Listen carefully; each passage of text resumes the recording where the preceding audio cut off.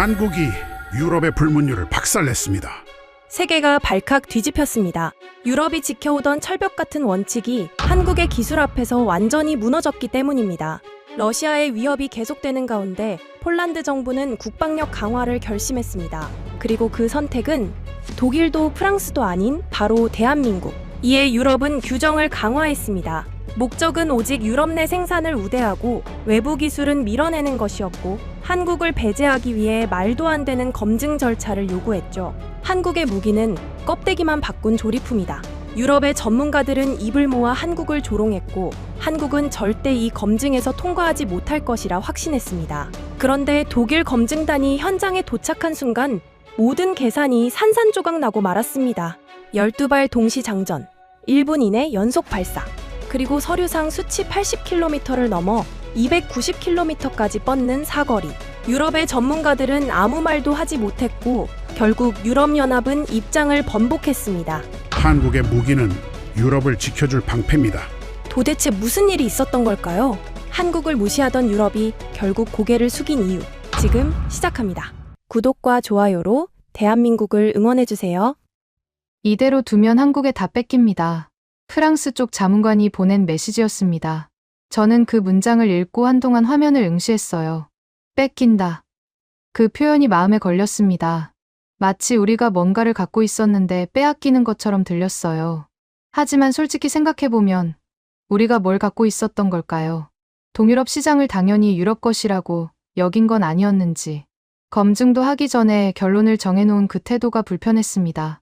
저는 마르틴 크라우제, 독일 연방국방부 장거리 정밀 타격 조달 검증국 국장입니다. 20년간 조달 검증을 해왔어요. 누군가 결론을 먼저 정해놓으면 검증은 형식이 됩니다. 저는 그런 식으로 일하지 않았습니다. 웬만한 편법은 다 봐왔다고 자부해왔어요. 하지만 그 자부심의 근거는 언제나 현장이었습니다. 서류가 아니라 작동, 말이 아니라 기록. 그게 제 기준이었죠. 문제의 문서는 사흘 전에 도착했어요. 폴란드 조달청에서 보낸 공식 검증 요청서였습니다. 대상은 호마르케이, 다연장 로켓 3개. 봉투를 뜯는 순간 묘한 긴장감이 밀려왔어요. 요즘 유럽 방산계에서 폴란드라는 이름은 예민한 단어가 됐거든요. 영내 생산 우대를 외치는 분위기 속에서 가장 큰 목소리로 바깥을 향하는 나라였습니다. 첫 장 기반 기술란에 적힌 이름이 눈에 박혔습니다. 한국, K239 천무. 저는 그 줄을 2번 읽었어요. 한국이라는 단어가 이렇게 선명하게 적힌 유럽 조달 문서는 처음이었습니다. 물론 한국 방산이 성장하고 있다는 건 알고 있었어요. 하지만 그건 뉴스에서 보는 이야기였지. 제 책상 위에 올라온 적은 없었습니다. 지금까지는요. 의심이 먼저 들었습니다. 단순 구매를 현지화라는 이름으로 포장하려는 건 아닌지, 규정을 피하려는 편법인지. 저는 20년 동안 그런 케이스를 수없이 봐왔어요. 숫자를 부풀린 성능표, 서류상으로만 존재하는 기술 이전, 현지 조립이라고 써놓고 실제로는 완제품을 들여오는 사업들. 그런 것들을 걸러내는 게 제 일이었습니다. 그런데 이번 거는 첫 장부터 뭔가 달랐어요. 포장하려는 냄새가 나지 않았습니다. 오히려 너무 솔직해서 이상할 정도였죠. 문서를 넘기자 체계 개요가 나왔습니다. 발사 모듈 12발. 2 곱하기 6 구성이라고 적혀 있었어요. 폴란드 옐치 8 곱하기 8 트럭 차대 위에 한국 발사 모듈을 올리고 자국 사격 통제 체계인 토파즈를 결합한다는 설명이 이어졌습니다. 저는 그 구조를 보면서 생각했어요. 이게 진짜 통합인지 아니면 그냥 붙여놓은 건지. 현지화라는 단어는 누구나 쓸 수 있습니다. 중요한 건 실제로 돌아가느냐는 거죠. 서류만으로는 판단할 수 없었습니다. 안나에게 연락이 온 건 그날 오후였어요. 안나 바그너, 유럽방위청 상호운용성 정책관입니다. 오래 알고 지낸 사이였죠. 브뤼셀에서 일하면서도 베를린 쪽 움직임을 놓치지 않는 사람이에요. 마르틴, 호마르케이건 받았어요? 받았습니다. 지금 보고 있어요. EEDA 심사 항목 정리해서 보낼게요. 쟁점이 될 만한 문구들이 있어요. 안나의 목소리는 평소보다 낮았습니다.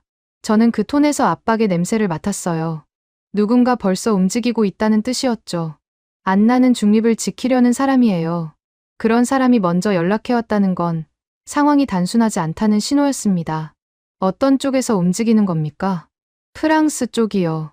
영내 우대 흐름을 근거로 밀고 있어요. 비유럽 기술은 위험하다는 논리죠. 검증도 안 했는데요. 그래서 문제예요. 결론이 먼저 정해지면 검증은 요식행위가 됩니다. 저는 전화를 끊고 잠시 생각에 잠겼습니다. 안나의 말이 맞았어요. 결론이 먼저 정해지면 검증은 의미를 잃습니다. 그건 제가 20년간 가장 경계해온 상황이었죠. 기술보다 정치가 앞서 굴러갈 조짐이 보였습니다. 저는 그 순간 결심했어요. 결론을 미리 정해두지 않겠다고. 한국이라서 의심하지도, 유럽이라서 신뢰하지도 않겠다고. 다음 날 아침, 저는 내부 절차를 잡기 시작했습니다. 검증 기준을 명확히 해야 했어요. 서류상 현지화 비율이 아니라 실제로 작동하는지가 핵심이었습니다. 저는 평가 항목을 3가지로 좁혔어요. 통합 절차의 실제, 운용 기록의 존재, 인수 체계의 작동. 이 3가지가 확인되지 않으면 어떤 문서도 믿지 않기로 했습니다. 반대로 이 3가지가 확인되면 어떤 정치적 압박도 결론을 바꿀 수 없었습니다. 파견 계획서를 올린 건 그날 오후였어요. 결제 라인은 의외로 빨랐습니다. 위쪽에서도 이 건이 예민하다는 걸 알고 있었던 거죠. 아마 양쪽에서 압박이 들어오고 있었을 겁니다. 막으라는 쪽, 통과시키라는 쪽. 저는 그 사이에서 검증이라는 본래 역할을 지켜야 했어요. 결제가 떨어지자마자 저는 폴란드 조달청에 자료 목록 요구서를 발송했습니다. 통합시험 로그, 인수 서명본, 운용 절차 문서, 구체적인 항목을 나열했어요. 서류로 숨길 수 있는 부분과 숨길 수 없는 부분을 구분하기 위해서였습니다. 성능표는 부풀릴 수 있어요. 하지만 시험 로그와 인수 서명은 조작하기 어렵습니다. 누가, 언제, 어떤 기준으로 확인했는지가 다 남으니까요. 이틀 뒤 폴란드에서 답신이 왔습니다. 발신자는 파벨 노바크, 호마르케이 사업 담당 프로젝트 매니저였어요. 메일에는 일정표가 첨부되어 있었습니다. 현장 브리핑 날짜, 장소, 참석자 명단. 저는 그 일정표를 열어보면서 긴장이 밀려왔어요. 예상보다 빨랐습니다. 피할 생각이 없다는 뜻이었죠. 자신 있거나 아니면 다른 속셈이 있거나. 파벨의 메일 마지막 문장이 눈에 들어왔습니다. 작동을 직접 보여드리겠습니다. 저는 그 문장을 읽으며 생각했어요. 자신감인지 허세인지. 20년간 수많은 사업자들이 비슷한 말을 했습니다. 대부분은 현장에서 말이 달라졌죠. 하지만 가끔 정말 보여주는 사람들도 있었어요. 파벨이 어느 쪽인지는 현장에 가봐야 알 수 있었습니다. 안나가 보내온 심사쟁점 문서를 열어봤습니다. 예상대로 문구 싸움이 핵심이었어요. 현지 통합의 정의, 기술 이전의 범위, 역내 생산 비율의 기준. 이 3가지가 공격받을 수 있는 지점이었습니다. 저는 그 문서를 꼼꼼히 읽으면서 깨달았어요. 이 판은 기술이 아니라 문장으로 뒤집힐 수 있다는 걸. 누군가 표현 하나를 바꾸면 같은 체계가 통합이 되기도 하고 단순 조립이 되기도 합니다. 그래서 현장 자료가 중요했어요. 문장은 해석의 여지가 있지만 작동 기록은 그렇지 않으니까요. 내부 검증팀 편성은 그 주 금요일에 마무리됐습니다. 기술 분석관 2명, 조달 전문가 1명, 저까지 4명이었어요. 저는 팀원들에게 한 가지만 강조했습니다. 선입견을 버리라고. 한국 체계라서 의심하지 말고, 유럽 규정이라서 신뢰하지도 말라고. 오직 작동과 기록만 보자고 했어요. 팀원들은 고개를 끄덕였습니다. 하지만 저는 알고 있었어요. 선입견을 버리라는 말은 쉽지만 실제로 버리기는 어렵다는 걸. 저 자신부터 그랬으니까요. 출발 전날 밤, 저는 호텔 예약을 확인하다가 문득 생각했습니다. 내가 기대하는 유럽 표준이라는 게 정말 맞는 건지. 20년간 저는 유럽 기준으로 모든 걸 평가해왔어요. 그게 당연하다고 생각했습니다. 하지만 그 기준이 현장에서 깨질 수도 있다는 걸 처음으로 인정했어요. 20년간 쌓아온 판단 기준이 흔들릴 수도 있었습니다. 하지만 그게 두렵지는 않았어요. 틀린 걸 확인하는 것도 검증의 일부니까요. 오히려 틀렸다는 걸 인정하지 못하는 게 더 위험했습니다. 비행기 표를 끊으면서 저는 다시 한번 다짐했습니다. 결론은 현장에서 내리겠다고. 프랑스 자문관의 메시지가 떠올랐어요. 이대로 두면 한국에 다 뺏깁니다. 그 말이 맞는지 틀린지 제 눈으로 직접 확인할 차례였습니다. 폴란드행 비행기를 타기 이틀 전 압박이 시작됐습니다. 예상은 했지만 이렇게 빠를 줄은 몰랐어요. 첫 번째 연락은 프랑스에서 왔습니다. 리크 뒤몽, 프랑스 국방조달청 자문관이었어요.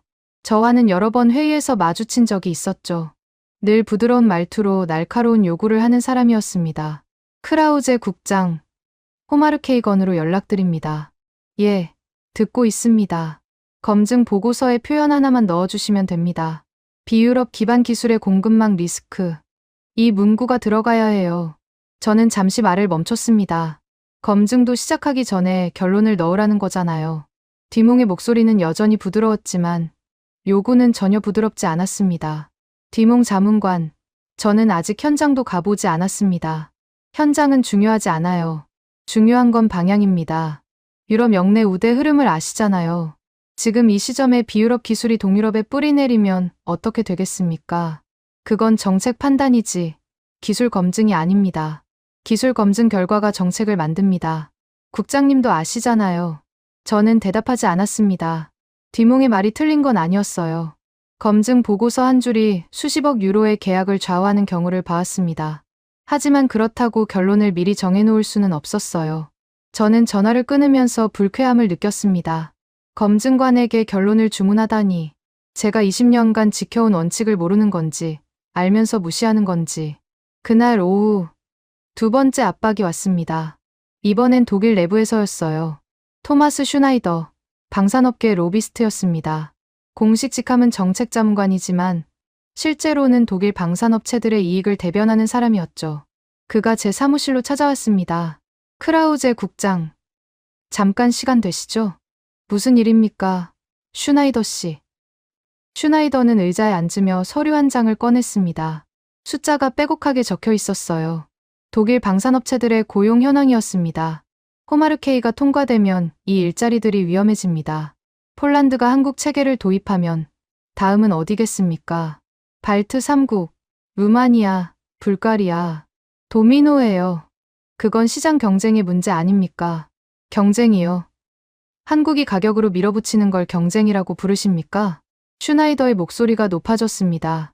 저는 그의 논리를 들으면서 피로감을 느꼈어요. 틀린 말은 아니었습니다. 독일 방산업계가 어려운 건 사실이었죠. 하지만 그게 제 검증 결과를 좌우해야 하는 이유는 아니었어요. 슈나이더 씨, 저는 기술 검증을 합니다. 일자리 정책은 제 영역이 아니에요. 기술 검증 결과가 일자리를 없앱니다. 그걸 모르시진 않잖아요. 알고 있습니다. 하지만 그래서 결론을 조작할 수는 없어요. 슈나이더는 서류를 집어넣으며 일어섰습니다. 문 앞에서 한마디를 더 했어요. 국장님, 결론은 빨리 내주시는 게 좋을 겁니다. 시간이 길어지면 복잡해져요. 협박이었습니다. 저는 그가 나간 뒤에도 한동안 자리에 앉아 있었어요. 프랑스는 문구를 요구하고 독일은 속도를 요구했습니다. 둘 다 같은 방향을 가리키고 있었죠. 한국 체계를 막으라는 거였어요. 아직 현장도 가보지 않았는데. 다음 날 아침, 더 복잡한 소식이 들려왔습니다. 폴란드 내부에서 문제가 터진 거예요. 야누시 바르토시, 폴란드 야당 소속 국방위원회 의원이 언론에 성명을 냈습니다.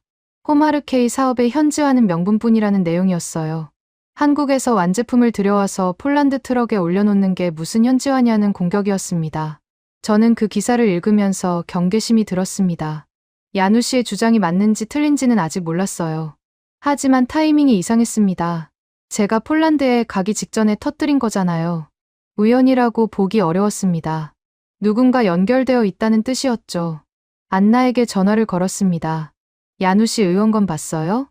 봤습니다. 아침부터 난리예요. 연결고리가 있을까요? 프랑스 쪽이랑. 확인된 건 없어요. 하지만 타이밍이 너무 맞아떨어지잖아요. 안나의 목소리에도 피로감이 묻어 있었습니다. 저는 전화를 끊고 생각했어요. 이건 기술 검증이 아니라 체면 싸움으로 흘러가고 있었습니다. 프랑스는 유럽 주도권을 지키려 하고, 독일은 산업을 보호하려 하고, 폴란드 야당은 정권을 공격하려 하고, 모두가 자기 목적을 위해 호마르케이를 이용하고 있었어요. 정작 기술이 어떤지는 아무도 관심이 없는 것 같았습니다. 저는 그날 오후 검증 기준을 다시 정리했습니다. 흔들리지 않으려면 기준이 명확해야 했어요. 작동 증거와 인수 기록, 이 두 가지로만 판단하기로 했습니다. 문구 싸움에 휘말리지 않으려면 현장 자료가 있어야 했어요. 말은 해석의 여지가 있지만 기록은 그렇지 않으니까요. 파벨에게 추가 자료를 요청했습니다.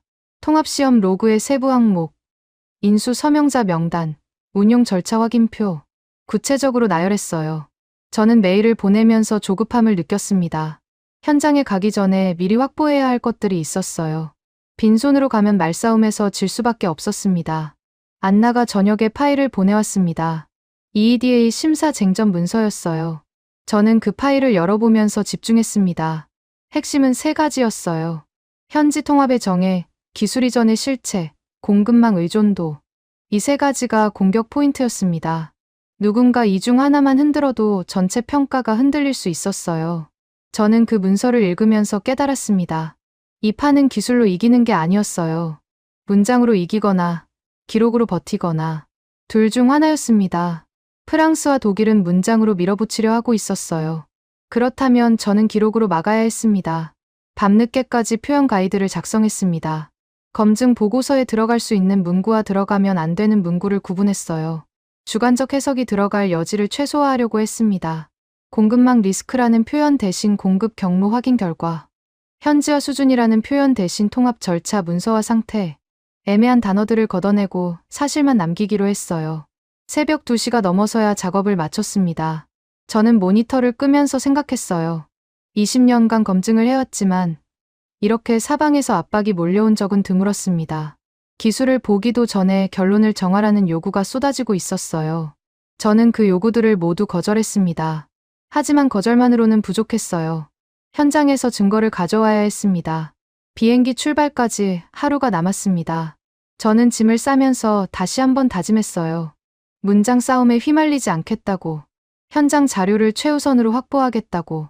디몽이 원하는 문구도, 슈나이더가 원하는 속도도, 야누시가 원하는 논란도, 그 어느 것도 제 검증 결과를 좌우하지 못하게 하겠다고. 창밖을 보니 베를린 하늘이 어두웠습니다. 내일이면 폴란드입니다. 작동을 직접 보여주겠다던 파벨의 말이 떠올랐어요. 그 말이 진짜인지 아닌지 이제 곧 확인할 차례였습니다. 폴란드에 도착한 건 오전 10시였습니다. 공항에서 차로 1시간 반을 달려 브리핑 장소에 도착했어요. 군 시설 외곽에 있는 기술센터였습니다. 건물 앞에 파벨 노바크가 서 있었어요. 사진으로만 보던 얼굴이었습니다. 예상보다 젊었어요. 40대 초반쯤 돼 보였습니다. 크라우제 국장님, 멀리서 오셨습니다. 파벨 매니저, 반갑습니다. 악수를 나누면서 저는 파벨의 눈을 봤습니다. 긴장한 기색은 없었어요. 오히려 담담했습니다. 자신감인지 아니면 무덤덤함인지 아직은 판단할 수 없었죠. 브리핑룸에 들어서자 서늘한 공기가 밀려왔습니다. 에어컨 때문만은 아니었어요. 분위기 자체가 긴장되어 있었습니다. 테이블 한쪽에 폴란드 측 인원 4명이 앉아 있었어요. 파벨 옆에 여성 1명, 그리고 남성 2명. 저는 제 팀원들과 함께 반대편에 자리를 잡았습니다. 파벨이 먼저 소개를 시작했어요. 카타지나 비엘스카, 토파즈 사격통제 통합 담당입니다. 마렉 젤린스키, 옐치 차대 통합 엔지니어고요. 그리고 박기철 씨, 한국에서 오신 품질 및 인수 담당 베테랑입니다. 박기철. 저는 그 이름에서 잠시 멈췄습니다. 한국인이 직접 와 있다는 건 예상 밖이었어요.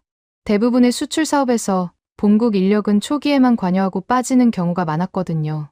박기철은 50대 후반쯤 돼 보였습니다. 머리에 흰 게 섞여 있었어요. 표정은 무덤덤했지만 눈빛은 날카로웠습니다. 박 씨는 얼마나 이 사업에 관여하셨습니까?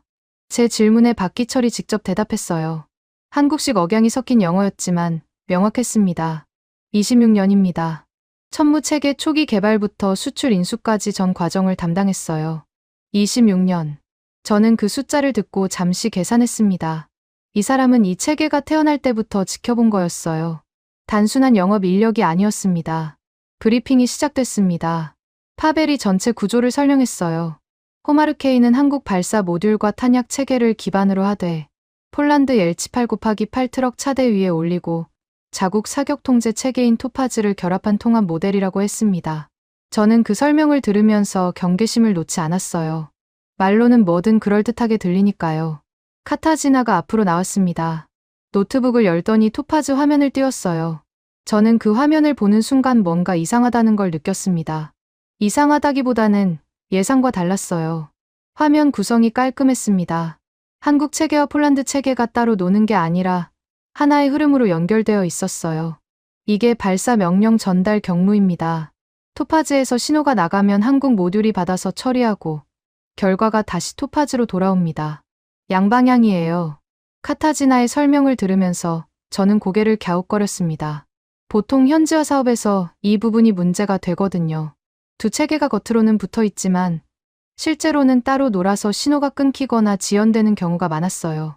하지만 화면을 보니 그런 끊김이 없었습니다. 지연 시간은 얼마나 됩니까? 0.3초 이내입니다. 시험 로그에 다 기록되어 있어요. 저는 그 숫자를 메모했습니다. 0.3초. 나쁘지 않았어요. 오히려 좋은 편이었습니다. 제가 알고 있는 유럽 체계들과 비교해도 뒤지지 않았어요. 카타지나가 절차 문서를 화면 옆에 펼쳤습니다. 토파즈 화면의 각 단계와 문서의 항목이 1대1로 대응되어 있었어요. 저는 그 대조를 보면서 집중했습니다. 보통 현장과 문서가 따로 노는 경우가 많거든요. 문서에는 있는데 현장에는 없거나 현장에서는 하는데 문서에는 빠져 있거나. 하지만 여기는 달랐습니다. 화면에서 일어나는 일이 문서에 그대로 적혀 있었어요. 마렉이 다음으로 나섰습니다. 옐치 차대와 발사대 결합 부분을 설명했어요. 인터페이스 항목들을 정리한 표를 꺼냈습니다. 전기 연결, 유압 연결, 통신 프로토콜. 각 항목마다 점검 결과와 서명이 붙어 있었어요. 결합 과정에서 문제가 된 항목은 없었습니까? 3가지 있었습니다. 전압 규격 차이, 냉각 방식 호환, 통신 지연. 다 해결했어요. 해결 과정도 기록에 있습니다. 저는 그 표를 받아들었습니다. 문제가 있었다는 걸 숨기지 않았어요. 오히려 문제를 인정하고 해결 과정을 문서화한 거였습니다. 저는 이 부분에서 조금 놀랐어요. 보통은 문제가 있었다는 걸 감추려고 하거든요. 하지만 이 팀은 달랐습니다. 박기철이 마지막으로 나섰습니다. 그가 들고 온 건 두꺼운 바인더 2권이었어요. 하나는 통합시험 로그, 다른 하나는 인수 서명본이었습니다. 크라우제 국장, 말로 하면 끝이 없습니다. 기록으로 보시죠. 그는 바인더를 제 앞에 놓았습니다. 저는 첫 페이지를 펼쳤어요. 시험 날짜, 시험 항목, 결과, 서명자, 빼곡하게 적혀 있었습니다. 한 장 한 장 넘기면서 저는 점점 말이 없어졌어요. 이건 형식적인 기록이 아니었습니다. 진짜로 시험을 하고, 진짜로 확인하고, 진짜로 서명한 거였어요. 인수 서명본도 마찬가지였습니다. 각 단계마다 누가 확인했는지, 어떤 기준으로 통과시켰는지가 다 남아 있었어요. 저는 그 서명들을 보면서 안도감 비슷한 걸 느꼈습니다. 이 정도면 문장 싸움에서 버틸 수 있었어요. 디몽이 뭐라고 해도, 슈나이더가 뭐라고 해도 이 기록 앞에서는 할 말이 없을 거였습니다. 브리핑이 끝나고 저는 잠시 복도로 나왔습니다. 머리가 복잡했어요. 솔직히 말하면 저는 여기서 허점을 찾을 거라고 생각했습니다. 현지화라는 이름으로 포장된 단순 조립. 그걸 확인하고 돌아갈 줄 알았어요. 하지만 현장은 달랐습니다. 오히려 절차가 더 엄격하게 관리되고 있었어요. 제 고정관념이 흔들리고 있었습니다. 현지화는 늘 어긋난다. 외부 기술을 가져오면 반드시 문제가 생긴다. 20년간 그렇게 믿어왔어요. 하지만 눈앞에서 본 건 그 반대였습니다. 한국 모듈과 폴란드 체계가 매끄럽게 연결되어 있었어요. 문제가 있었던 부분도 해결하고 기록으로 남겼습니다. 저는 메모장을 꺼내서 쟁점표를 다시 작성하기 시작했습니다. 안나가 보내온 심사 항목들을 하나씩 점검했어요. 현지 통합의 정의. 이건 화면과 문서로 확인됐습니다. 기술 이전의 실체. 이건 시험 로그로 뒷받침됐어요. 공급망 의존도. 이 부분은 아직 더 확인이 필요했습니다. 호텔로 돌아오는 차 안에서 저는 계속 생각했습니다. 반대파가 문장으로 흔들 수 있는 부분이 어디인지, 기록으로 막을 수 있는 부분이 어디인지. 오늘 받은 자료로 대부분은 막을 수 있었어요. 하지만 전부는 아니었습니다. 아직 확인하지 못한 부분들이 있었어요. 저는 창밖을 보면서 솔직하게 인정했습니다. 혼란스러웠어요. 제가 기대한 건 편법의 증거였습니다. 하지만 찾은 건 오히려 기대 이상의 절차였어요. 이게 정말 한국 체계의 수준인지 아니면 폴란드 팀이 특별히 잘한 건지 아직은 판단하기 어려웠습니다. 한 가지 확실한 건 있었어요. 내일 시연에서 더 많은 걸 확인해야 한다는 거였습니다. 오늘은 화면과 문서를 봤어요. 내일은 실제 작동을 봐야 했습니다. 12발, 1분 이내.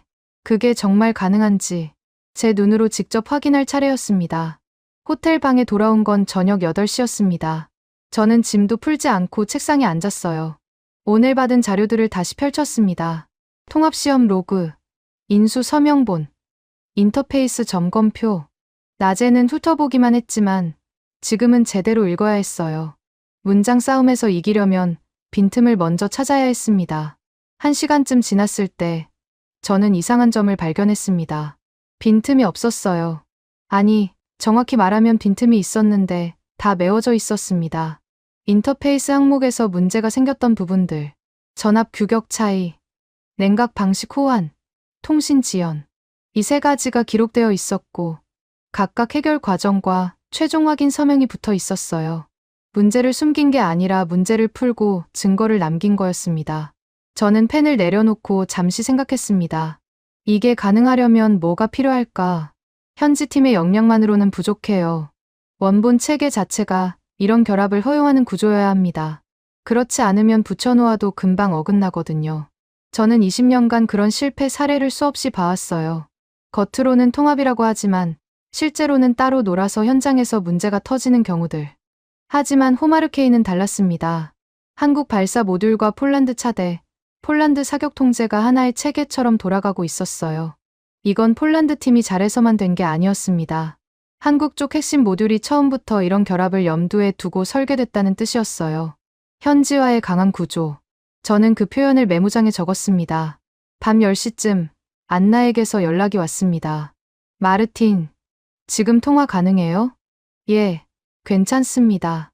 EEDA 쪽 분위기가 좀 바뀌고 있어요. 심사 문구의 핵심이 영내 생산이 아니라 현지 통합에 실제로 이동하고 있습니다. 저는 그 말을 듣고 눈이 번쩍 떠졌습니다. 영내 생산. 그게 프랑스와 독일이 밀어붙이던 논리였거든요. 유럽 안에서 만들어야 한다.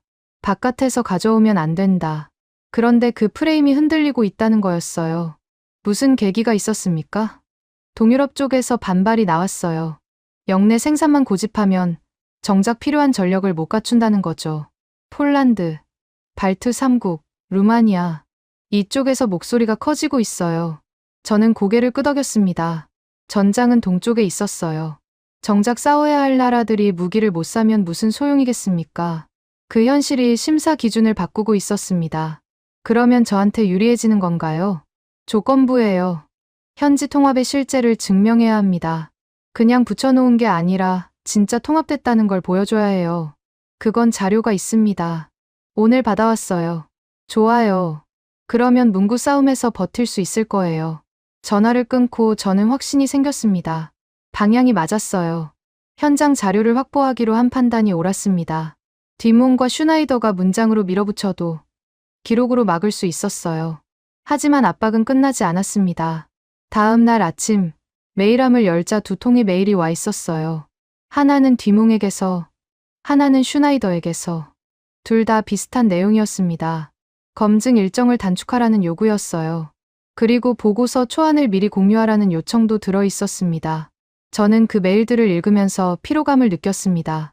검증이 끝나기도 전에 초안을 달라니 뭘 쓰라는 건지 뻔했어요. 자기들이 원하는 문구를 미리 넣으라는 거였습니다. 저는 2 메일 모두에 같은 답장을 보냈어요. 검증 완료 전 초안 공유는 절차에 없습니다. 짧고 단호하게 답장을 보내고 나니 마음이 개운했습니다. 20년간 이런 압박은 여러 번 받아봤어요. 처음에는 흔들렸지만 이제는 아니었습니다. 절차를 지키는 게 결국 저를 보호하는 방법이라는 걸 알았거든요. 결론을 미리 정해주면 나중에 책임도 제가 지게 됩니다. 그건 절대 안 되는 일이었어요. 오전에 박기철에게서 연락이 왔습니다. 추가 자료를 보내겠다는 내용이었어요. 인수 기준표라고 했습니다. 저는 그 파일을 열어봤어요. 예상보다 훨씬 상세했습니다. 각 항목별로 기준치, 측정 방법, 허용 오차, 불합격 시 조치까지 다 적혀 있었어요. 저는 그 기준표를 읽으면서 놀랐습니다. 한국 쪽 기준이 유럽보다 엄격한 부분이 있었어요. 특히 온도 범위와 진동 내구성에서 그랬습니다. 유럽 기준은 영하 20도까지였는데 한국 기준은 영하 40도까지였어요. 왜 그런지 궁금해서 박기철에게 물어봤습니다. 이 온도 기준은 왜 이렇게 높습니까? 러시아랑 싸우려면 필요합니다. 동유럽 겨울을 상정한 거예요. 저는 그 대답을 듣고 할 말이 없었습니다. 우리가 책상에서 규정을 정리하는 동안 이쪽은 실제 전장을 생각하고 있었어요. 기준이 엄격한 데는 이유가 있었습니다. 박기철이 덧붙였어요. 통합은 가능하지만 기준은 더 엄격해야 합니다. 그게 제 원칙이에요. 느슨하게 통과시키면 현장에서 사람이 죽습니다. 저는 그 말을 듣고 묵묵히 메모했습니다. 26년이라고 했죠. 이 사람은 그 세월 동안 이 원칙을 지켜온 거였습니다. 말로만 하는 게 아니라 기록으로 남기고 서명으로 책임지고 저는 그 방식에서 신뢰를 느꼈어요. 오후에 저는 보고서 목차를 다시 작성했습니다. 원래는 현지화 비율 검증이 첫 번째 항목이었어요. 하지만 그걸 바꿨습니다. 통합 절차 검증을 맨 앞에 놓았어요. 현장에서 확인한 게 그거였으니까요. 비율이 아니라 실제, 숫자가 아니라 작동. 그게 핵심이었습니다. 목차를 바꾸면서 저는 깨달았습니다. 제 관점이 바뀌고 있었어요. 처음에는 편법을 의심했습니다. 한국 체계를 유럽 규정으로 포장하려는 거 아닌가. 그렇게 생각했어요. 하지만 현장에서 본 건 달랐습니다. 포장이 아니라 설계였어요. 처음부터 이런 결합을 가능하게 만든 구조. 그걸 인정해야 했습니다. 저녁에 시연 일정을 다시 확인했습니다. 내일 오전, 발사 시연과 운용 절차 확인이 예정되어 있었어요. 저는 메모장에 확인할 항목들을 적었습니다. 12발, 1분 이내. 그게 정말 가능한지, 토파즈 화면에서 본 숫자가 실제로 맞는지, 문서가 아니라 작동으로 확인해야 했습니다. 창밖을 보니 폴란드 하늘에 별이 떠 있었습니다. 저는 잠시 멍하니 바라봤어요. 20년간 검증을 해왔지만 이렇게 생각이 바뀐 적은 드물었습니다. 한국을 외부 공급자로만 봤어요. 가격으로 밀어붙이는 경쟁자. 그렇게 생각했습니다. 하지만 지금 눈앞에 있는 건 가격이 아니라 설계 역량이었어요. 내일 시연에서 최종 확인을 해야 했습니다. 속도와 화력. 이 두 가지가 문서대로 나오면 제 결론은 정해지는 거였어요. 저는 노트북을 덮으면서 다짐했습니다. 선입견 없이 보겠다고. 작동하면 인정하겠다고. 그게 검증관의 일이니까요. 시연장은 기술센터에서 차로 30분 거리에 있었습니다. 군 훈련장 외곽이었어요. 넓은 평지 위에 발사대가 한 대 세워져 있었습니다. 옐치 8×8 차대 위에 한국 발사 모듈이 올라가 있었어요. 저는 차에서 내리면서 그 실물을 처음 봤습니다. 사진으로만 보던 것과 느낌이 달랐어요. 생각보다 컸습니다. 파벨이 먼저 다가왔습니다. 오늘 시연 순서를 말씀드리겠습니다. 먼저 발사 모듈 구성을 설명하고 운용 절차를 시간 기준으로 보여드릴 겁니다. 그 다음 실제 발사 시연입니다. 실탄 발사입니까? 아닙니다. 시뮬레이션이에요. 하지만 모든 절차는 실제와 동일합니다.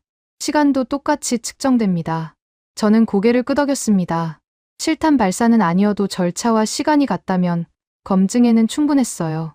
중요한 건 숫자였습니다. 문서에 적힌 숫자가 실제로 나오는지. 발사대 앞에 서자 말액이 설명을 시작했습니다. 차대와 발사 모듈의 결합 구조였어요. 옐치 차대는 폴란드가 오래전부터 써온 군용 트럭이었습니다. 신뢰성은 검증됐죠. 문제는 한국 모듈과 얼마나 잘 붙느냐였어요. 결합 포인트는 8군데입니다. 각각 독립적으로 점검하고 서명을 받았어요. 말액이 점검 결과표를 보여줬습니다. 8개 항목 모두 통과 표시가 되어 있었어요. 서명자 이름과 날짜도 있었습니다. 저는 그 표를 받아 훑어봤어요. 어제 본 인터페이스 항목들과 일치했습니다. 문서와 현장이 같은 말을 하고 있었어요. 안정성 문제는 없었습니까? 발사 시 반동이 상당할 텐데. 테스트했습니다. 연속 발사 시 차대 흔들림이 허용 범위 내였어요. 데이터 있습니다. 말액이 태블릿을 꺼내 그래프를 보여줬습니다. 진동 측정 결과였어요. 발사 순간 수치가 올라갔다가 바로 안정되는 패턴이었습니다. 저는 그 그래프를 보면서 안도감을 느꼈어요. 차대가 버텨낸다는 증거였습니다. 카타지나가 다음으로 나섰습니다. 토파즈 운용 화면이 켜진 노트북을 들고 있었어요. 지금부터 사격 절차를 보여드리겠습니다. 목표 입력부터 발사 완료까지 전 과정이에요. 화면에 지도가 떴습니다. 목표 좌표가 입력되고 계산이 이루어지고 발사 명령이 전달되는 과정이 순서대로 진행됐어요. 저는 시계를 봤습니다. 목표 입력부터 발사 준비 완료까지 45초. 예상보다 빨랐습니다. 이 속도가 실제 운용에서도 나옵니까? 나옵니다. 시험 로그에 모든 시간이 기록되어 있어요. 카타지나가 운용 단계별 확인표를 꺼냈습니다. 각 단계의 소요 시간이 적혀 있었어요. 목표 입력 15초, 탄도 계산 12초, 발사 준비 18초. 합치면 45초. 화면에서 본 것과 정확히 일치했습니다. 저는 그 일치에서 신뢰를 느꼈어요. 연습한 게 아니라 진짜였습니다. 본격적인 시연이 시작됐습니다. 발사대에서 200m쯤 떨어진 관측 지점에 저희가 섰어요. 파벨이 무전기로 지시를 내렸습니다. 저는 스톱워치를 눌렀어요. 첫 번째 발사 신호가 울렸습니다. 화염이 치솟았습니다. 시뮬레이션이라 실제 로켓이 나가지는 않았지만 발사 모듈의 작동은 실제와 같았어요. 연기와 함께 굉음이 울렸습니다. 저는 그 순간 숨을 멈췄어요. 두 번째 발사, 세 번째, 네 번째, 연속으로 이어졌습니다. 12번째 발사가 끝났을 때 저는 스톱워치를 멈췄습니다. 54초, 1분이 안 됐어요. 저는 그 숫자를 2번 확인했습니다. 문서에 적힌 대로였어요. 12발, 1분 이내. 과장이 아니었습니다. 파벨이 다가왔습니다. 어떻습니까? 빠르군요. 이 속도면 상대방이 대응할 시간이 없겠어요. 그게 핵심입니다. 쏘고 빠지는 거죠. 한자리에 오래 있으면 죽습니다. 저는 고개를 끄덕였습니다. 전장의 논리였어요. 책상에서 보는 것과 현장에서 보는 건 달랐습니다. 속도가 왜 중요한지 눈으로 직접 보니까 이해가 됐어요. 박기철이 다가왔습니다. 그의 손에는 또 서류가 들려 있었어요. 이번에는 얇은 파일이었습니다.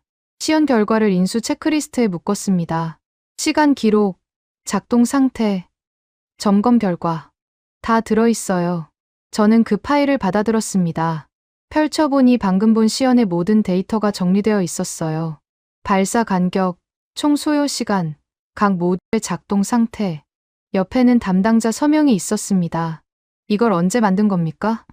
지금이요. 시연하면서 동시에 기록합니다.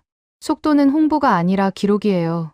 기록으로 남지 않으면 의미가 없습니다. 저는 그 말에 감탄했습니다. 26년 경력이 이런 거였어요. 말로 하지 않고 기록으로 증명하는 방식. 저는 그 방식에서 존중을 느꼈습니다. 점심시간에 예상치 못한 일이 생겼습니다. 야누시 바르토시 의원실에서 질문서가 왔어요. 팩스로 도착했는데 시연장까지 따라온 거였습니다. 내용은 뻔했어요. 현지화 실체 여부, 기술 이전 범위, 공급망 의존도. 이미 알고 있는 쟁점들이었습니다. 하지만 마지막 줄이 눈에 걸렸어요. 독일 검증단의 중립성에 의문을 제기한다. 저를 겨냥한 거였습니다. 파벨이 걱정스러운 표정으로 물었습니다. 어떻게 하시겠습니까? 무시하면 됩니다. 질문에는 답하겠지만 압박에는 굴복하지 않아요. 저는 그 자리에서 간단한 답변서를 작성했습니다. 검증은 절차에 따라 진행 중이며 현장 자료를 기반으로 결론을 내릴 것이다. 사실만 적었어요. 야누 씨가 원하는 건 논쟁이었습니다. 저는 논쟁 대신 기록을 선택했어요. 오후에 탄약 사양을 확인했습니다. 호마르케이가 운용하는 기본 탄약은 CGR-080. 사거리 약 80km였어요. 저는 그 숫자를 봤을 때 처음에는 평범하다고 생각했습니다. 80km면 나쁘지 않지만 특별히 뛰어난 것도 아니었거든요. 하지만 파벨의 설명을 듣고 생각이 바뀌었습니다. 80km는 시작입니다. 이 체계는 탄약만 바꾸면 사거리가 늘어나요. 모듈 교체 없이 더 긴 사거리 탄약을 쓸 수 있습니다. 저는 그 말의 의미를 이해했습니다. 확장 가능한 구조. 지금은 80이지만 나중에는 더 멀리 갈 수 있다는 뜻이었어요. 저는 그 부분을 메모했습니다. 다음 장에서 확인해야 할 항목이었어요.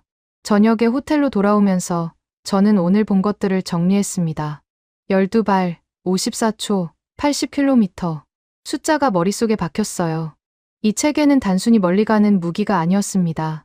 짧은 시간에 확실히 쏘는 구조. 그게 핵심이었어요. 야누 씨의 질문서가 떠올랐습니다. 현지화는 명분뿐이라고 했죠. 하지만 오늘 본 건 달랐어요. 명분이 아니라 작동이었습니다. 시연 자료가 쌓일수록 그의 공세는 설 자리를 잃고 있었어요. 말로는 흔들 수 있어도 기록 앞에서는 할 말이 없을 거였습니다. 저는 노트북을 열고 성능 요약을 작성하기 시작했습니다. 검증 보고서의 핵심 부분이었어요. 발사 모듈 12발, 2 곱하기 6 구성. 연속 발사 1분 이내, 기본 탄약 사거리 80km, 확장 가능한 탄약 체계, 각 항목 옆에 확인 방법과 근거 자료를 달았습니다. 창밖을 보니 폴란드 하늘이 어두워지고 있었어요. 저는 잠시 펜을 멈추고 생각했습니다. 혼란은 사라지고 있었어요. 오늘 본 것들이 결론을 향해 가고 있었습니다. 이 체계는 진짜였어요. 속도도, 작동도, 기록도 다 진짜였습니다. 하지만 아직 끝이 아니었어요. 내일 확인할 게 남아 있었습니다. 80km는 시작이라고 했죠. 그 다음이 뭔지 저는 그걸 확인해야 했습니다. 시연이 끝난 다음 날 아침, 저는 호텔 방에서 최종 제출 문서 묶음을 다시 펼쳤습니다. 어제까지 본 건 속도였어요. 12발, 1분 이내. 그것만으로도 충분히 인상적이었습니다. 하지만 검증은 거기서 끝나지 않았어요. 탄약 패키지 항목이 남아 있었습니다. 문서를 넘기다가 손이 멈췄습니다. CTM-290, 사거리 약 290km. 저는 그 숫자를 2번 읽었어요. 290, 80이 아니라 290이었습니다. 거의 4배였어요. 저는 잠시 계산을 했습니다. 290km면 폴란드 동부 국경에서 쏴도 벨라루스 수도권이 닿았어요. 설명을 읽어봤습니다. CTM-290은 전술탄도탄이었어요. 한국에서 개발한 수출형 KT즘 계열이라고 적혀 있었습니다. 호마르케이가 이 탄약을 운용할 수 있다는 내용이 명확하게 들어 있었어요. 발사 모듈 교체 없이 탄약만 바꾸면 된다고. 저는 그 문장을 밑줄 쳤습니다. 이건 다연장 로켓이 아니었어요. 장거리 정밀 타격 체계였습니다. 범주 자체가 달랐어요. 저는 평가 문서 파일을 열었습니다. 제목이 다연장 로켓 체계 검증이라고 되어 있었어요. 그걸 지우고 새로 썼습니다. 장거리 정밀 타격 체계 평가. 분류가 바뀌면 모든 게 달라졌어요. 비교 대상도, 기준도, 의미도. 안나에게 연락을 했습니다. CTM-290 확인했습니다. 이거 알고 있었어요? 항목에는 있었어요. 하지만 실제 운용 가능 여부는 확인이 안 됐었죠. 문서에 명시되어 있습니다. 호마르케이가 운용 가능하다고요. 전화기 너머로 안나가 잠시 침묵했습니다. 저는 그 침묵의 의미를 알았어요. 이게 확인되면 판이 바뀌는 거였습니다. 마르틴, 그러면 이건 로켓 체계가 아니에요. 미사일 체계예요. 그래서 제목을 바꿨습니다. 안나가 한숨을 쉬었어요. 걱정이 섞인 한숨이었습니다. 뒤몽이 가만 안 있을 거예요. 프랑스 쪽에서 난리 날 겁니다. 알고 있어요. 하지만 사실은 사실이잖아요. 전화를 끊고 얼마 지나지 않아 예상대로 뒤몽에게서 연락이 왔습니다. 이번에는 메일이 아니라 전화였어요. 목소리가 평소보다 높았습니다. 크라우제 국장, 평가 제목을 바꿨다는 얘기를 들었습니다. 예, 바꿨습니다. 장거리 정밀 타격 체계라니요. 그건 과장 아닙니까? 다연장 로켓에 탄약 하나 추가한 걸 가지고. 저는 차분하게 대답했습니다.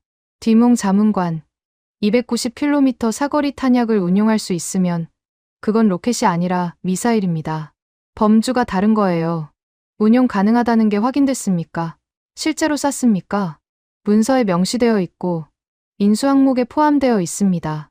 그게 증거예요. 뒤몽이 잠시 말을 멈췄습니다. 저는 그 침묵을 기다렸어요. 반박할 논리를 찾고 있는 거였습니다. 표현을 축소해야 합니다. 운용 가능성이라고 쓰세요. 운용 가능이 아니라 안 됩니다. 사실을 축소할 수는 없어요. 이건 정치적으로 민감한 문제입니다. 동유럽에 이런 체계가 들어가면 러시아가 어떻게 반응하겠습니까? 저는 그 말에 대답하지 않았습니다. 정치는 제 영역이 아니었어요. 저는 기술을 검증하는 사람이었습니다. 러시아가 어떻게 반응하든 그건 정책 결정자들이 고민할 문제였어요. 뒤몽 자문관, 저는 본대로 씁니다. 그게 제 일이에요. 전화를 끊고 나서 불쾌함이 밀려왔습니다. 축소하라니. 20년간 검증을 해왔지만 이렇게 노골적으로 사실을 줄이라는 요구는 처음이었어요. 뒤몽의 논리는 간단했습니다. 불편한 사실은 작게 쓰고 편한 사실은 크게 쓰라는 거였죠.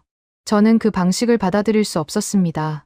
오후에 또 다른 연락이 왔습니다. 리처드 헤인스, 미국 방산기업 유럽영업 총괄이었어요.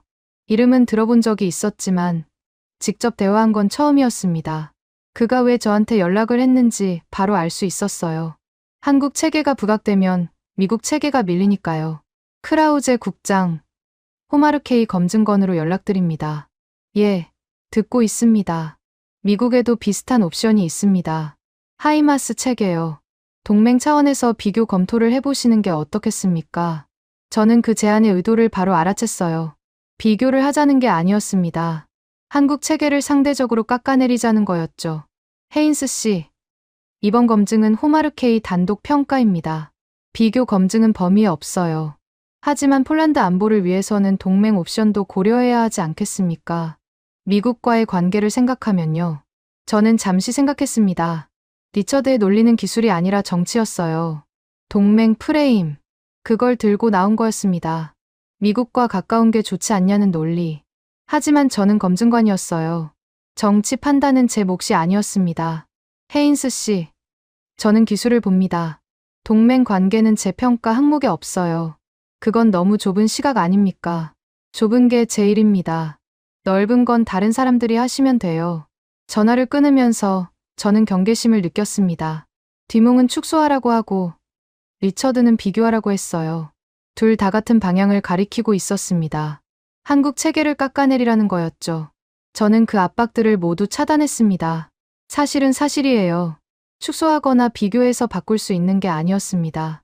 저녁에 박기철에게서 파일이 왔습니다. 시티의 미국은 관련 인수 절차 문서였어요. 저는 그 파일을 열어봤습니다. 80km 탄약 항목과 똑같은 형식이었어요. 기준치, 측정 방법, 허용 오차, 불합격 시 조치. 빠짐없이 들어있었습니다. 박기철에게 전화를 걸었습니다.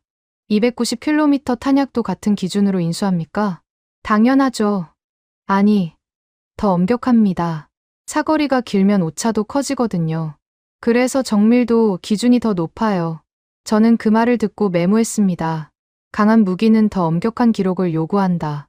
박기철이 26년간 지켜온 원칙이 여기서도 적용되고 있었어요. 디몽이 표현을 축소하라고 합니다. 그건 국장님이 판단하실 문제예요. 저는 기록만 제공합니다. 기록으로 막을 수 있을까요? 막을 수 있어요. 기록은 해석의 여지가 없으니까요. 숫자는 숫자예요. 전화를 끊고 저는 확신이 생겼습니다. 운용 가능이라는 사실을 기록과 항목으로 고정하면 됐어요. 디몽이 뭐라고 해도, 리처드가 뭐라고 해도 문서 앞에서는 할 말이 없을 거였습니다. 밤늦게까지 최종 요약을 다시 작성했습니다.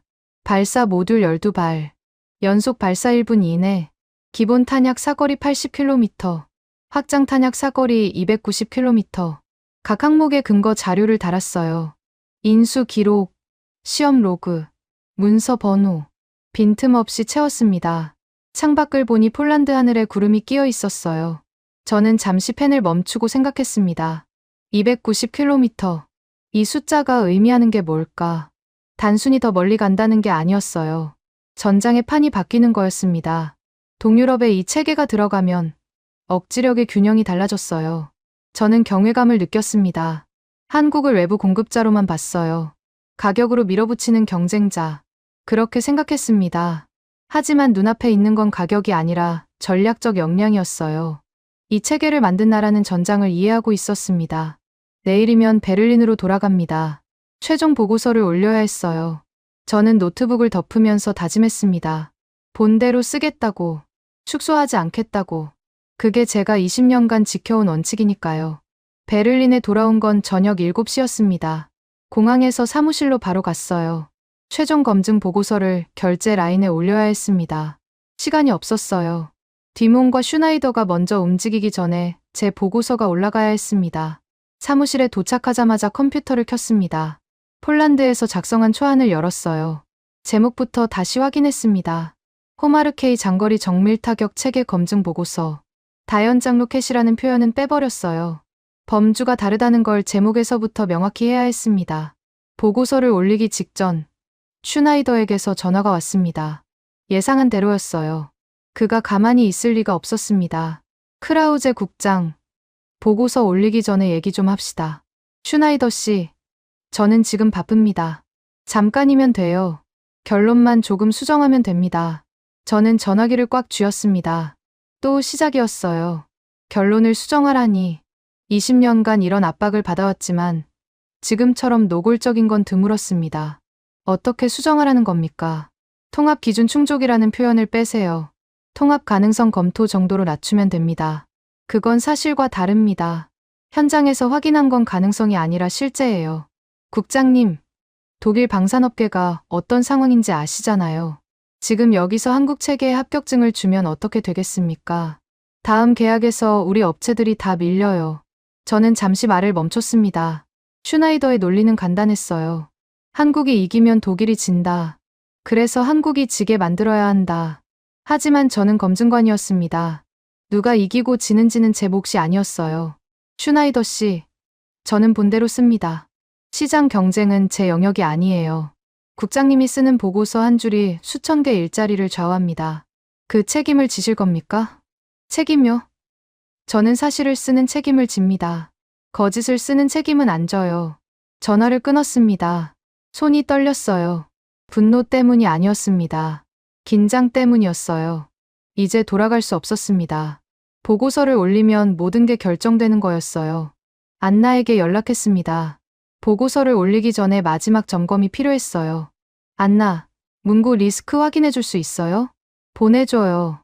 지금 바로 볼게요. 파일을 보내고 30분을 기다렸습니다. 안나에게서 답장이 왔어요. 수정 제한이 몇 군데 있었습니다. 대부분은 사소한 표현이었지만 한 가지가 중요했어요. 마르틴, 공급망 의존도 부분에서 비유럽 기반이라는 표현을 빼는 게 좋겠어요. 공격받을 수 있어요. 그러면 뭐라고 써야 합니까? 다변화된 공급 경로. 이렇게 쓰면 중립적이에요. 저는 그 제안을 받아들였습니다. 사실을 바꾸는 게 아니라 표현을 다듬는 거였어요. 뒷목이 물고 늘어질 수 있는 부분을 미리 막아두는 거였습니다. 안나가 덧붙였어요. 결론 부분은 통합 기준 충족으로 유지해요. 이건 안 바꿔도 돼요. 현장 자료가 뒷받침하니까요. 고마워요, 안나. 마르틴, 잘하고 있어요. 끝까지 밀어붙여요. 전화를 끊고 저는 수정 작업을 마쳤습니다. 공급망 의존도 표현을 바꾸고 나머지는 그대로 뒀어요. 통합 기준 충족. 이 표현이 핵심이었습니다. 이걸 지켜야 했어요. 보고서를 결제 라인에 올린 건 밤 11시였습니다. 제출 버튼을 누르는 순간 긴장이 조금 풀렸어요. 하지만 끝이 아니었습니다. 결제가 나기 전에 또 다른 압박이 올 게 분명했어요. 예상대로였습니다. 다음 날 아침, 비몽에게서 공식 메일이 왔어요. 이번에는 개인 연락이 아니라 공식 채널이었습니다. 프랑스 국방조달청 명의로 보낸 메일이었어요. 내용은 뻔했습니다. 호마르케이 검증 보고서의 표현에 우려가 있다. 단순 조립 체계를 통합 체계로 표현하는 것은 오해의 소지가 있다. 저는 그 메일을 읽으면서 피식 웃었습니다. 단순 조립. 아직도 그 프레임을 밀고 있었어요. 현장에서 뭘 봤는지 모르는 거였습니다. 아니, 알면서도 모른 척하는 거였죠. 답장을 보냈습니다. 간단하게 썼어요. 검증 보고서는 현장 시험 로그와 인수 서명본을 근거로 작성되었습니다. 표현 수정 요청은 근거 자료와 함께 제출해 주시기 바랍니다. 뒷몽이 근거 자료를 제출할 리가 없었어요. 그런 게 없으니까요.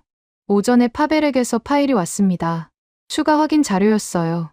토파즈 통합 관련 운용 문서가 보강되어 있었습니다. 카타지나가 정리한 거였어요. 저는 그 파일을 받아 보고서 첨부 자료에 추가했습니다. 빈틈을 메우는 작업이었어요. 뒷몽이 뭐라고 해도 막을 수 있게. 점심때 예상치 못한 연락이 왔습니다. 에리크 사를로, 에스토니아 국방부 연락장교였어요. 이름은 처음 들었지만 소개를 보니 발트 지역 방위 협력을 담당하는 사람이었습니다. 크라우제 국장, 호마르케이 검증건으로 연락드립니다. 예, 듣고 있습니다. 에스토니아 쪽에서 참고 자료를 하나 보내드리려고요. 폴란드가 한국과 협력하면서 발트 지역 공급 거점 가능성을 검토하고 있습니다. 그 실효성 분석 자료예요. 저는 그 말에 귀가 번쩍 뜨였습니다. 공급 거점. 그게 확인되면 공급망 의존도 공격을 완전히 막을 수 있었어요. 보내주시겠습니까? 지금 보낼게요. 보고서에 참고가 됐으면 합니다. 파일을 받아 열어봤습니다. 폴란드 내 생산 거점과 기술 지원 체계 구축 현황이 정리되어 있었어요. 한국에서 핵심 모듈을 가져오지만 유지 보수와 기술 지원은 현지에서 이루어진다는 내용이었습니다. 저는 그 자료를 보조 자료로 첨부했어요. 오후에 내부 검토 회의가 열렸습니다. 결제 전 마지막 점검이었어요. 회의실에 들어서자 분위기가 긴장되어 있었습니다. 위쪽에서 압박이 들어왔다는 게 느껴졌어요. 하지만 저는 준비가 되어 있었습니다. 회의록 초안이 돌아왔습니다. 누군가 통합 기준 충족이라는 표현을 통합 가능성 확인으로 바꿔놓았어요. 저는 그걸 보자마자 손을 들었습니다. 이 표현은 원래대로 돌려야 합니다. 현장에서 확인한 건 가능성이 아니라 실제예요. 크라우제 국장, 표현을 조금 낮추는 게 안전하지 않겠습니까? 안전하다는 게 무슨 뜻입니까? 사실을 숨기는 게 안전합니까? 회의실이 조용해졌습니다. 저는 가방에서 폴란드에서 받아온 바인더를 꺼냈어요. 통합시험 로그와 인수 서명본이었습니다. 여기 있습니다. 시험 날짜, 항목, 결과, 서명자, 다 기록되어 있어요. 이걸 보고도 가능성이라고 쓸 수 있습니까? 아무도 대답하지 않았습니다. 저는 바인더를 테이블 위에 놓았어요. 원래 표현대로 갑니다. 통합 기준 충족. 이게 사실이에요. 회의록이 수정됐습니다. 통합 가능성 확인이 지워지고 통합 기준 충족이 다시 들어갔어요. 저는 그 순간 통쾌함을 느꼈습니다. 말싸움에서 이긴 게 아니었어요.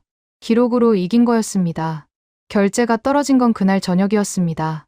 최종 검증 보고서가 승인됐어요. 결론은 명확했습니다. 현지 통합 기준을 충족한 장거리 정밀 타격 체계로 평가됨. 저는 그 문장을 읽으면서 안도감을 느꼈습니다. 사무실을 나서면서 창밖을 봤습니다. 베를린 하늘에 별이 떠 있었어요. 저는 잠시 멈춰 서서 생각했습니다. 20년간 검증을 해왔지만 이렇게 사방에서 압박이 몰려온 건 처음이었어요. 프랑스, 독일, 미국 모두가 결론을 바꾸라고 했습니다. 하지만 저는 바꾸지 않았어요. 기록이 저를 지켜줬습니다. 박기철이 26년간 쌓아온 시험 로그와 인수 서명본, 카타지나가 정리한 통합 절차 문서, 에리크가 보내온 공급 거점 분석, 이것들이 없었으면 저는 버티지 못했을 거예요. 말로는 못 이기는 싸움이었습니다. 기록으로 이긴 거였어요. 집으로 가는 길에 저는 조용히 확신을 느꼈습니다. 이 보고서는 공식 기록으로 남을 거였어요. 누가 뭐라고 해도 바뀌지 않을 거였습니다. 통합 운용 가능한 장거리 정밀 타격 체계. 그게 제 결론이었습니다. 보고서가 결제된 다음 날, 저는 평소보다 일찍 사무실에 나왔습니다. 할 일이 남아 있었어요. 최종 보고서 마무리 작업이었습니다. 결론은 정해졌지만 문서 정리가 끝나지 않았거든요. 저는 파일을 열고 마지막 페이지를 확인했습니다. 결론문 배치를 바꿨습니다. 원래는 통합 절차 확인 결과가 맨 위에 있었어요. 그걸 내리고 통합 기준 충족과 운용 가능 범주를 가장 위에 올렸습니다. 이 두 가지가 핵심이었거든요. 누가 이 보고서를 읽든 첫 줄에서 결론을 알 수 있게 만들고 싶었어요. 다시는 흐려지지 않게. 작업을 하면서 저는 지난 일주일을 되돌아봤습니다. 폴란드에 가기 전 저는 편법을 찾으러 가는 거라고 생각했어요. 현지화라는 이름으로 포장된 단순 조립. 그걸 확인하고 돌아올 줄 알았습니다. 하지만 현장에서 본 건 정반대였어요. 포장이 아니라 설계, 말이 아니라 기록. 제 예상이 완전히 틀렸습니다. 솔직히 인정해야 했어요. 저는 한국을 외부 공급자로만 봤습니다. 가격으로 밀어붙이는 경쟁자, 기술보다는 영업력으로 시장을 뺏는 나라. 그렇게 생각했어요. 20년간 유럽 중심으로 세상을 봐왔으니까요. 하지만 그 시각이 얼마나 단순했는지 이번에 깨달았습니다. 박기철의 얼굴이 떠올랐습니다. 26년. 그가 이 체계와 함께한 시간이었어요. 천무 초기 개발부터 수출 인수까지. 저는 그 세월의 무게를 처음에는 이해하지 못했어요. 숫자로만 들었습니다. 하지만 현장에서 그가 내민 바인더를 보는 순간 그 숫자가 뭘 의미하는지 알았어요. 시험 로그 한 장 한 장에 서명이 있었습니다. 날짜가 있었고, 기준이 있었고, 책임이 있었어요. 그 기록이 없었으면 어떻게 됐을까? 저는 생각해봤습니다. 뒷몽이 문장으로 밀어붙였을 거예요. 슈나이더가 예산 논리로 압박했을 거고, 야누시가 여론전으로 흔들었을 겁니다. 저 혼자서는 막을 수 없었어요. 말싸움에서는 이길 수 없었습니다. 하지만 기록이 있었어요. 시험 로그와 인수 서명본. 그게 방패가 됐습니다.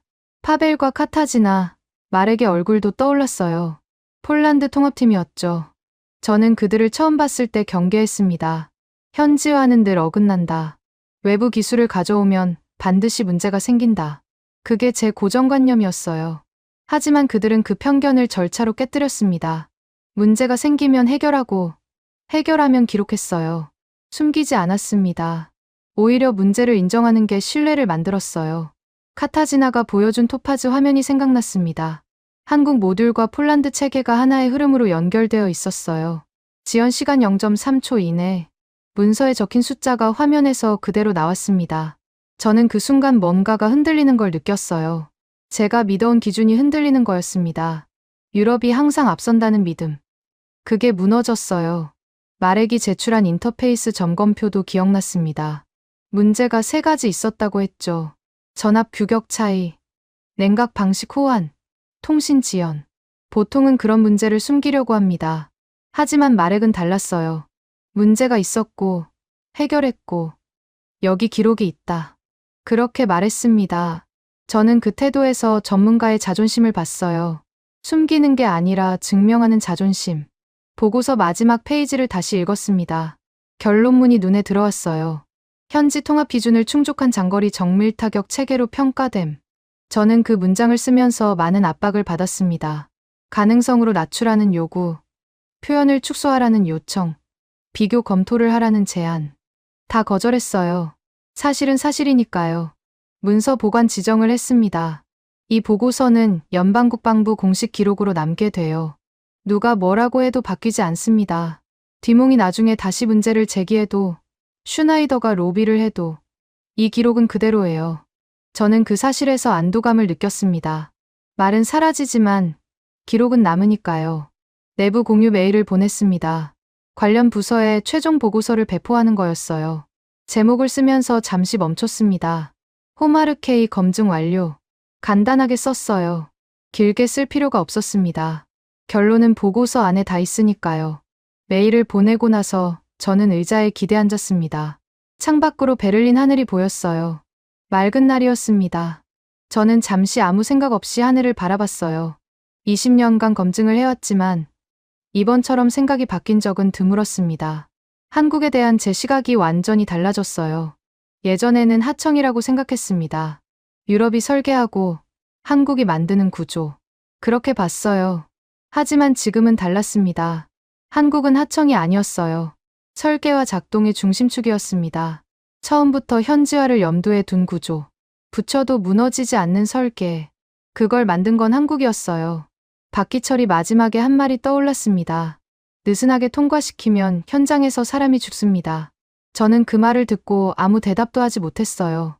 그게 26년 동안 그가 지켜온 원칙이었습니다. 기록은 그냥 서류가 아니었어요. 사람의 목숨이 걸린 증거였습니다. 저도 비슷한 원칙을 갖고 있었어요.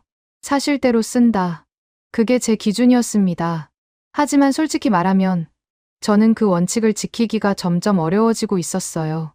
압박이 많아졌거든요. 정치가 기술보다 앞서는 경우가 늘었습니다. 이번에도 그랬어요. 디몽, 슈나이더, 리처드 모두가 결론을 바꾸라고 했습니다. 하지만 저는 버텼어요. 기록이 있었으니까요. 박기철의 바인더, 카타지나의 절차 문서, 마렉의 점검표, 그것들이 없었으면 저는 무너졌을 겁니다. 말로는 이길 수 없었어요. 기록으로 이긴 거였습니다. 사무실을 나서면서 저는 생각했습니다. 이 사건 이후로 뭐가 달라질까? 폴란드는 호마르케이를 운용하게 될 거예요. 발트 3국도 관심을 보일 겁니다. 한국 방산이 동유럽에 더 깊이 들어오겠죠. 프랑스와 독일은 불편하겠지만 막을 수 없을 거예요. 기록이 이미 남았으니까요. 집으로 가는 길에 저는 마지막으로 한 가지를 생각했습니다. 제 결론이 누군가의 칭찬이 아니라는 거였어요. 디몽이 인정해줘서 통과된 게 아니었습니다. 슈나이더가 허락해서 결제된 게 아니었어요. 공식 기록으로 남은 겁니다. 연방국방부 검증 보고서. 그게 제 결론의 무게였습니다. 하늘을 보니 해가 지고 있었어요. 저는 걸음을 멈추고 잠시 서 있었습니다. 조용한 안도감이 밀려왔어요. 말은 사라져도 기록은 남습니다. 작동은 거짓말을 하지 않아요. 그리고 그 작동을 만든 건 결국 사람이었습니다. 박기철, 파벨, 카타지나, 마렉. 이름들이 머릿속에 남았어요. 그들이 없었으면 이 결론도 없었습니다. 저는 다시 걷기 시작했습니다. 20년간 검증을 해왔지만 이번처럼 배운 게 많은 적은 없었어요. 기술을 받고, 사람을 받고, 기록의 힘을 받습니다. 그게 이번 검증에서 제가 얻은 거였어요. 남는 것은 작동과 사람. 그게 전부였습니다. 선생님들, 오늘 이야기 어떠셨어요? 저는 이 이야기를 정리하면서 여러 번 손을 멈췄습니다. 특히 박기철 씨가 바인더 2권을 내밀던 장면에서요. 말로 하면 끝이 없습니다. 기록으로 보시죠. 그 한마디가 가슴에 박혔어요. 26년이었잖아요. 그 세월 동안 시험 로그에 서명하고 인수 기준표를 채우고 단 한 번도 느슨하게 통과시키지 않은 거예요. 느슨하게 통과시키면 현장에서 사람이 죽습니다. 그 말을 듣는 순간 저는 목이 메었습니다. 독일 검증관 마르틴 크라우제가 결론을 바꾸지 않은 것도 기억에 남아요. 프랑스에서 문구를 넣으라고 하고 독일 로비스트가 일자리를 들먹이고 미국에서 비교 검토하라고 압박했잖아요. 사방에서 몰려왔어요. 하지만 그는 끝까지 버텼습니다. 본대로 씁니다. 그게 제 일이에요. 저는 그 문장을 읽으면서 생각했어요. 기록이 사람을 지키는구나. 말은 사라져도 기록은 남는구나. 선생님들, 저는 아직 젊어서 잘 몰라요. 현장에서 땀 흘려본 적도 없고 수십 년간 한 분야를 파본 적도 없어요. 그래서 이런 이야기를 전해드리면서 가끔 부끄러워집니다. 제가 뭐라고 이런 분들의 이야기를 입에 담나 싶어요. 하지만 그래서 더 전하고 싶었어요. 저 같은 젊은 사람들이 알아야 한다고 생각했거든요. 대한민국이 어떻게 여기까지 왔는지 선생님들께서 걸어오신 길을 저는 다 알지 못합니다. 하지만 조금은 알아요. 70년대 독일 탄광에서 석탄가루 마시며 일하신 분들, 중동 사막에서 50도 넘는 열기 속에 파이프 용접하신 분들, 구로공단에서 미싱 돌리다가 손가락 다치신 분들, 새벽같이 일어나서 아이들 밥 차려놓고 버스 3번 갈아타고 공장 가신 분들, 그분들이 보낸 달러가 이 나라를 세웠어요. 그분들이 흘린 땀이 지금 우리가 쓰는 모든 것의 밑바탕이에요. 간혹 이런 생각하시는 분들 계시잖아요. 나는 이제 늙었다. 할 수 있는 게 없다. 젊은 사람들한테 짐만 된다. 선생님 그거 아니에요. 절대 아니에요. 선생님들 얼굴에 새겨진 주름, 그게 훈장이에요. 손등에 박힌 굳은 살, 그게 대한민국이 받은 상이에요. 거친 손으로 자식들 먹여 살리고 흰 허리로 나라 일으켜 세우신 거잖아요. 그게 얼마나 대단한 일인지 아세요? 선생님들 영웅이에요. 신문에 이름이 안 나와서 그렇지, 동상이 안 세워져서 그렇지, 진짜 영웅은 선생님들이에요. 박기철 씨가 26년 동안 기록을 쌓은 것처럼 선생님들도 평생 동안 기록을 쌓으신 거예요. 그 기록이 지금 대한민국을 지키고 있어요. 저는 그렇게 믿습니다. 저는 앞으로도 이런 이야기를 계속 전해드릴 거예요. 세상이 모르는 대한민국 이야기, 우리가 얼마나 대단한 나라인지, 선생님들이 얼마나 대단한 분들인지 그걸 찾아서 전해드리는 게 제 역할이에요. 저는 선생님들의 말동무예요. 심심하실 때 틀어놓으시면 돼요. 잠깐이라도 기분이 좋아지시면 저는 그걸로 충분해요. 선생님들, 지금 한겨울이잖아요. 밖에 나가실 때 목도리 꼭 하세요. 장갑도 끼시고요. 손이 트면 아프잖아요. 밥은 꼭 챙겨 드세요. 귀찮으셔도 따뜻한 국물 하나는 드셔야 해요. 혈압약 드시는 분들 제때 꼭 드세요. 몸이 좀 이상하다 싶으면 병원 가세요. 참지 마시고요. 선생님들 건강해야 저도 오래 이야기 들려드릴 수 있어요. 오늘 밤 주무시기 전에 잠깐 생각해보세요. 내가 걸어온 길을요. 힘들었던 날들, 버텼던 날들, 그래도 여기까지 온 날들, 그게 다 선생님 인생이에요. 누가 뭐래도 잘 사신 거예요. 충분히 잘하신 거예요. 오늘 하루도 수고 많으셨어요.